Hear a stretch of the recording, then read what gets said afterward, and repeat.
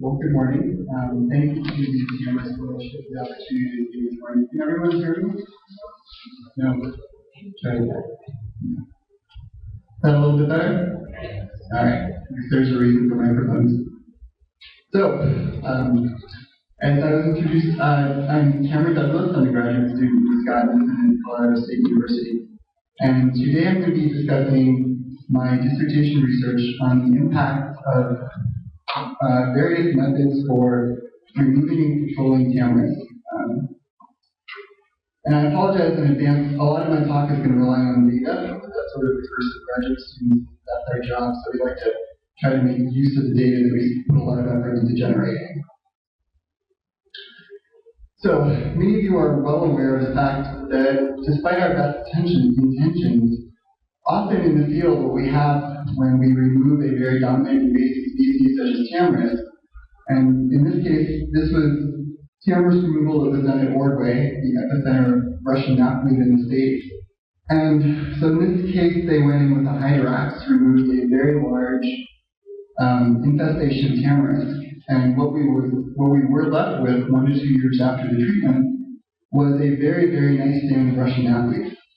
Obviously, replacing one invasive for another is not necessarily the objective of tamarisk removal or invasive species management. And so our research objective was really to look at this question. Can we successfully remove and manage tamarisk over a long term, but also maintain a resilient and obviously desirable ecosystem? So depending on your land management perspective, whether you're a rancher, whether you're a public lands manager, you might have different goals with your land management. But essentially, our goal is very simple. Can we remove tamarisk, control it over a long term, but maintain the ecosystem and the plant community that was resident at the site? So today I'll be talking about 3 general areas. The first is herbicides. We've looked at 2 of the herbicides that are most frequently used to control tamarisk, Imazapyr and Triclopyr. And what I'll be talking a lot about is their soil residual activity, and in particular factors that affect their dissipation and how quickly they break down in the soil. I'm also going to be discussing quite extensively various mechanical removal techniques, and I'll go into all of these in a little bit more detail. With all of the mechanical removal techniques, we then went in, because you have very vigorous regrowth following mechanical removal, and did secondary retreatments. For those retreatments, we not only did individual plant herbicide treatment, and Deb was speaking about some of those options earlier, but we also did biological controlled releases with Diorhabda canopy several years ago. And finally, more generally, I will be discussing the understory plant community responses to all of those treatments. Something that I'm going to spend a lot of time on in particular is looking at secondary invaders and shifts in the dominant species in those plant communities. So we carried out this research, and I've been working on it now for 3 or 4 years with help from a lot of you in this room in the Arkansas watershed in southeastern Colorado. So we are down here in this portion of the state, and I've got 4 project sites that I'll be talking about today. 2 are in the upper portion of the watershed near Canyon City. 2 of them are in the lower portion. One here is actually on the shores of Lake Meredith. It's very close to the Russian knapweed site that Scott was discussing.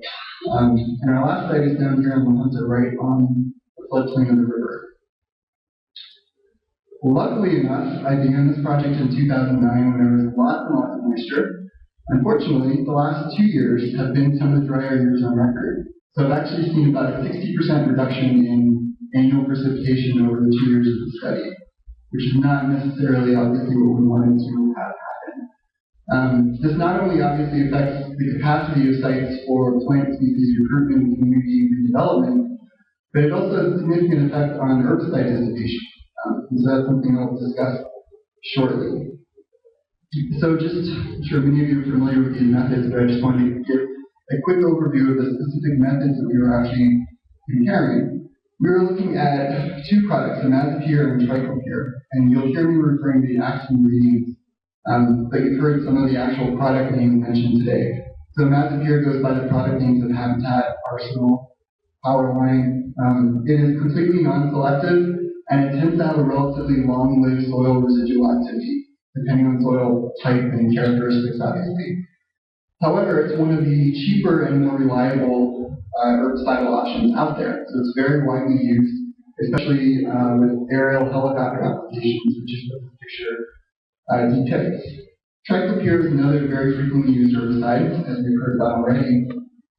And it has some more advantages, which is that it's much safer, particularly on grass species and conifers, and it has a much shorter soil half-life typically. We also looked at two specific mechanical options for primary tree removal. The first was using a track hoe essentially just to remove the entire tree, and the second was using a hydrax, or a very large articulated mulching head. And I know that there are a lot of variations on these pieces of equipment. There are many of them out in the parking lot. But a lot of the sort of take-home messages that I'll be discussing, I think, are relevant to variations on these methods as well. So, essentially all four of our sites were set up so that we basically had large 2 to 3 acre treatment plots where we carried out each of the primary treatments. And these were basically right next to each other. So we left an area which the land managers didn't really appreciate because it was untreated.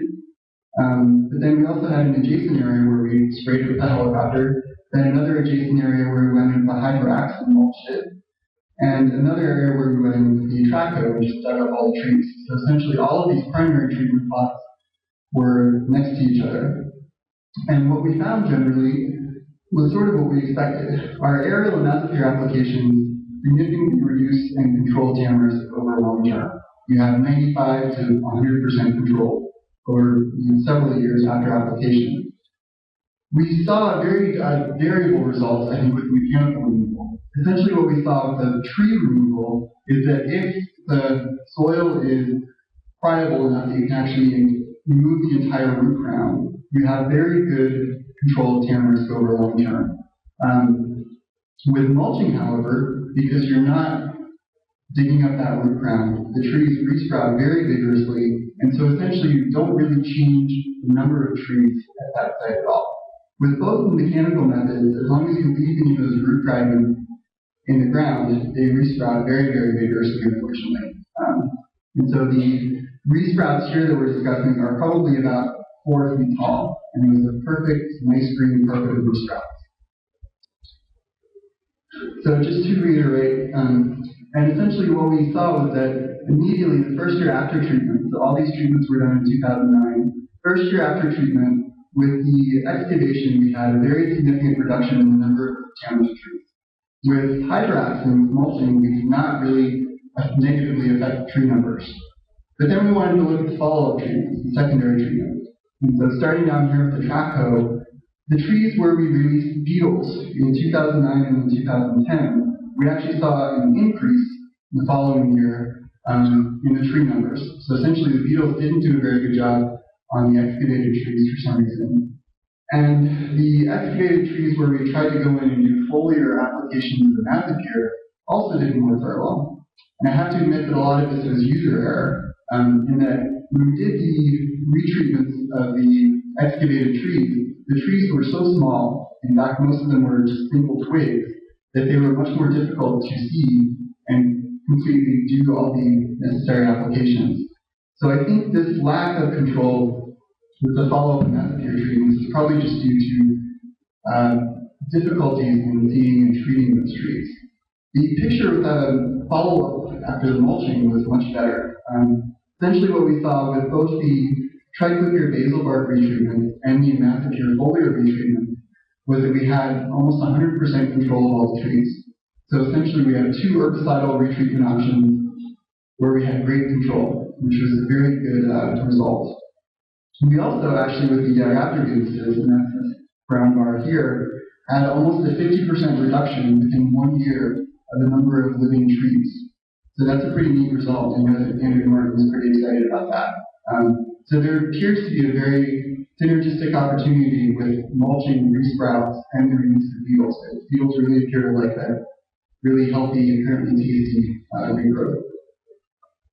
So then moving on to looking at some of the ecosystem effects of the chemical treatment. Essentially what we found from our aerial Imazapyr applications is that the actual tree canopy captures and retains a significant up to 80% portion of the herbicide that you apply. This might seem a little obvious, but the long-term benefit of this is that the soil residues underneath the tree canopy will be much lower than those out in the open. So potentially, there's less negative impacts on revegetation in these areas. However, what we found when we looked at the whole site, so here the brown bars are underneath the canopy, and the blue bars are outside the canopy. And your field application rate of Imazapyr without 1 pound active ingredient per acre is roughly equivalent in this to a part per million, so this dotted line here. And so what we essentially see is that due to a number of reasons, irregularly sized tamarisk infestations, cottonwood overstories, a helicopter pilot cannot just do a single pass over an area of tamarisk and assume it's done. Many times, because of those varied varieties of sites, trees, shapes of infestations, the helicopter pilot will have to make multiple passes over an area. And essentially what that results in is an average of about twice what the field application rate is of residues in the open areas. The reason this is an issue is that our work looking at the breakdown of Imazapyr in soil has found sort of a good picture and a bad picture. The good picture is that we lose about 85% to 95% of the active ingredient breaks down in the soil within 6 months after treatment. Especially in the open, which is this blue bar, within 6 months we get down to a soil residue level that is below what tends to negatively affect sensitive plant species. So in open areas, we're doing pretty well pretty soon after application. However, underneath the canopy, what we found is that the residue does not break down nearly as far, and that it essentially remains at a higher level for a much longer period of time. The reason for this is most likely due to the fact that you have this initial application and you kill the tree so it drops all its leaves. However, these leaves that it drops and the tissues still have absorbed some of that herbicide. And so over the 6 months to 24 months after treatment period, those tissues are still releasing and the herbicides are still being washed off of those tissues. So essentially underneath the canopy where you have that dense litter layer, you're continuously re-releasing and recharging the soil residues. So that's not necessarily a good picture.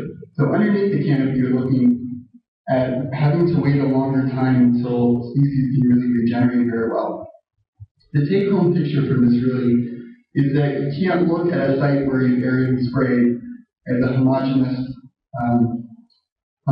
site where the herbicide is breaking down all at the same rate. Essentially, at that site, you're going to have portions of the site which might be much harder to revegetate than other portions.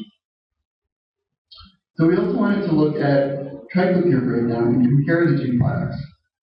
And so something I need to note is that we did this work in the laboratory with soils that were kept at very high moisture levels. And so essentially what we saw here is that Triclopyr dissipation in the soil occurs almost 6 times more rapidly than Imazapyr. So with Triclopyr, within a matter of weeks, we're looking at potential dissipation or degradation, breakdown of almost all of the herbicide you apply. Whereas the Imazapyr, you're looking at months and possibly even years until you get to desirable soil residue levels. So what does this look like in the field, getting away from some of this data? This should look relatively familiar to you. And essentially, with Triclopyr and the very dense Russian knapweed gives us a really neat way to visualize this. With the Triclopyr basal bark applications, you essentially see the knapweed growing right up to the trees that were treated. So essentially, there's no zone of death in the zone of death. Whereas with the Imazapyr foliar retreatment, and this is a pretty small tree, so we didn't need to apply much herbicide to it, but even with that pretty minimal application, we had an average zone of death around the entire site of almost 3.5 to 4 feet. So even with a very targeted application of Imazapyr, you can still expect there to be a fair bit of collateral damage. It's going to be a lot less than it would be from an aerial application, which is the advantage to more targeted applications, but still expect some collateral damage. So then moving into the plant community. Essentially, the plant community at the sites we were looking at, the native plant community is dominated by monocots, by grasses. In particular, saltgrass is very dominant. At more arid sites like Ordway, Andropsy and alkali saccatone were very dominant. And in terms of introduced plant species, Kochia was about 3 to 4 times more common than any of the other species we work with.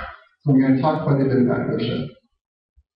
Essentially what we saw with the plant community responses was that aerial Imazapyr applications result in a significant decrease in the overall abundance and diversity of plant species across sites. This is somewhat what you would expect to see. With mulching and hydroxine treatments, we actually saw an increase in plant diversity and abundance, which we found is due to the debris that's created by that mulching. So essentially, what you have at sites, shifting into the direct impact of the removal method, what we found is that the impact of a removal method depends largely on what you start out with at that site. So at a site like Ordway, where the initial plant community was dominated by invasives such as knotweed and perennial pepperweed, we really didn't find much of a change. However, at sites like this one in Mahunta, where the dominant plant community was desirable species such as saltgrass and sunflowers, we did see that removal method had a significant impact on the desirability of the outcomes. So essentially, at that Mahunta site, your aerial Imazapyr treatment results in basically a barren plant community, except for the tamarisk trees that survived. However, our targeted individual plant removal resulted in a much more desirable outcome. You essentially maintain the desirable understory, the salt grasses, the wild licorice, the sunflowers, and you are left with a much more desirable site than you had before when you started out with tamarisk. And this is just a data slide that basically reiterates this. But the other thing that this data slide points out is that the one treatment where we saw a really significant difference was with the aerial Imazapyr applications. And we saw almost a doubling or a tripling of the amount of invasive species just due to that treatment. The reason for this is Kochia, which I realize is actually not a state-listed noxious species, but because it's relatively undesirable in a lot of situations, I sort of lumped it in with the other invasive species.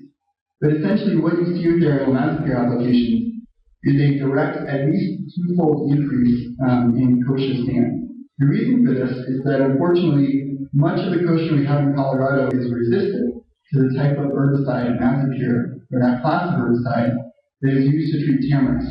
So essentially what you are doing by treating a site with a product like Imazapyr is setting yourself up for a forest of Kochia. And so this is another site. And obviously this is not a desirable outcome. So we need to be very careful about understanding the impacts of the methods we're using to remove tamarisk and the potential outcomes that those impacts could have. So then to summarize, the Imazapyr soil residue levels are highly variable across the site, but they can be very long-lived, especially in drier soils and especially underneath the tree canopy. Aerial Imazapyr applications in particular resulted in very barren, relatively undesirable plant communities. Until dominant secondary invaders, in particular herbicide-resistant Kochia, established.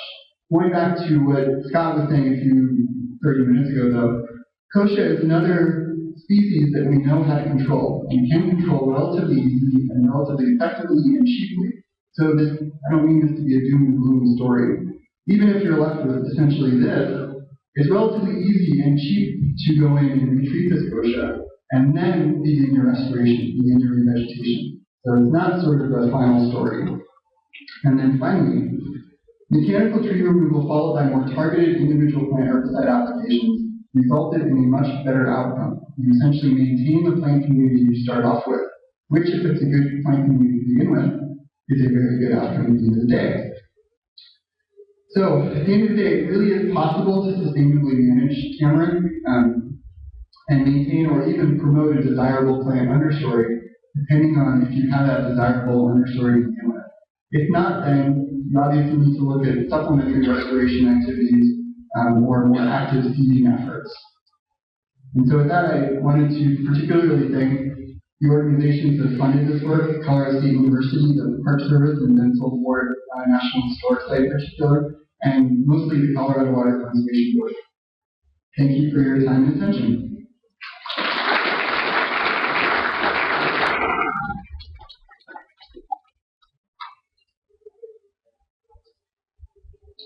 Any questions? My email address is up here too, but yeah.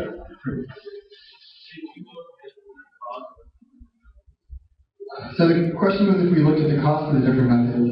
We did indirectly, and I didn't present any of that here. We essentially looked at sort of the relative cost of the methods. We lucked out in that, especially the mechanical removal, we were able to collaborate with local flood control districts on. So some of the methods cost us a lot less than they might on the open market. So essentially, though, the relative picture is that the cheapest method to kill tamarisk is the aerial Imazapyr application. However, if you're looking at a longer term picture, 3 to 5 years down the road, and you're looking at the ultimate ecological outcome, I think the economic picture is much more nuanced.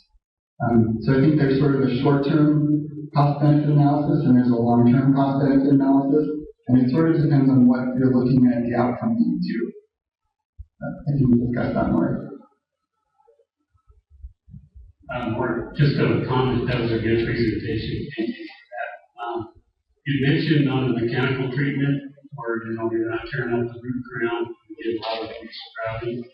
One of the things we found on the Dolores, and we used an excavator, kind of like the ones parked in the parking lot on the Tamarisk, is that by using a technique where we're pulling the tree over with the head of the machine and it's snapping off the root crown, in the ground, we're getting a lot less resprouts out of that, and so our follow-up is not as much. So they'll pull the tree over and then we'll mulch it in place. Yeah, and that's a great point. I appreciate you bringing that up. So, the beetles? Yeah, so Shelley probably wants me to bring up the beetles just because they're doing really well in the Arkansas River finally. And Dan, I'm sure we'll talk about this a little bit more later, but we did beetle releases in 2009 and 2010 as part of this project, but I know that Shelley and a number of other collaborators in the Arkansas River watershed were doing simultaneous beetle releases. Essentially, I think what many people in the watershed have found, so there's sort of a watershed picture, is that in 2011, for some reason, there was just a massive outbreak and massive defoliation over the entire watershed from the beetles. So I'm not sure if the defoliation that we saw as part of this project was just sort of a secondary effect from the beetles just really being happy last year. I think there might be, I think there's definitely a synergistic effect. I think the beetles tend to establish more quickly on the really young, vigorous sprouts from the mulching. They just seem to be more attractive to those trees than the mature standing tamarisk that was not much further away. And the defoliation tended to cause more rapid tree death on the resprouts than it did on the mature trees. And Dan might be able to answer that a little bit more scientifically. I think there's a watershed effect of just the beetles doing really well last year, and there might actually be a treatment interaction too.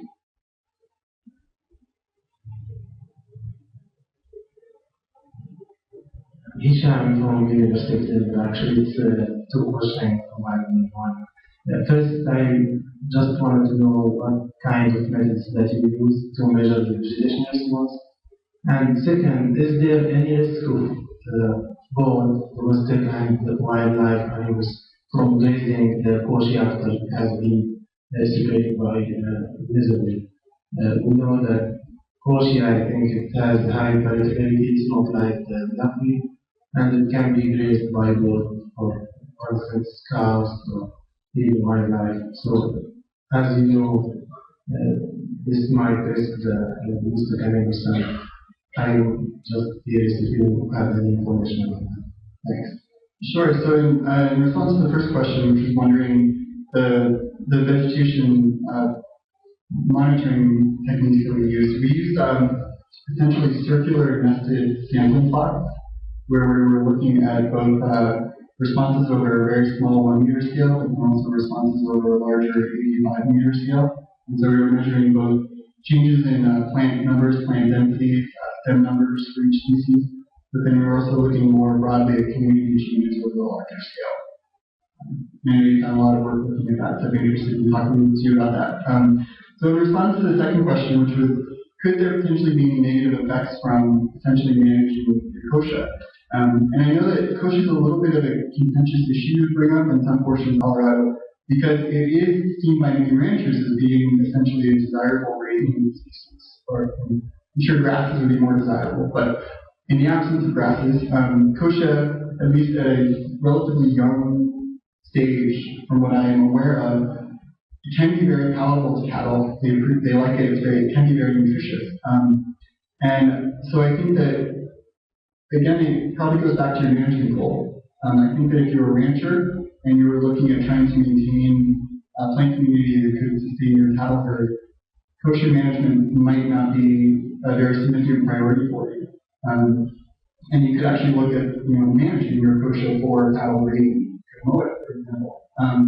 But if you're looking at a natural area situation where you're looking more at megafauna diversity or insect diversity, I'm not sure you could make the same argument for maintaining a monotypic stand of 8 to 10 foot tall kochia. And I think in those types of situations, you could go in with more selective herbicides, not Imazapyr, which would control the kochia very effectively, but also potentially facilitate passive re-sprouting of, for example, the grass community. Because essentially after 2 to 3 years after application, your Imazapyr residues would not be a negative effect on the soil. So you could potentially be looking at your plant community regenerating and re-sprouting if you can get rid of that monotypic kochia overstory. So I'd be happy to discuss that with you, Mark. Any other questions? Or also be around during lunch and later in the day as well. And again, that's my email address if you'd like to harass me that way. Thank you very much.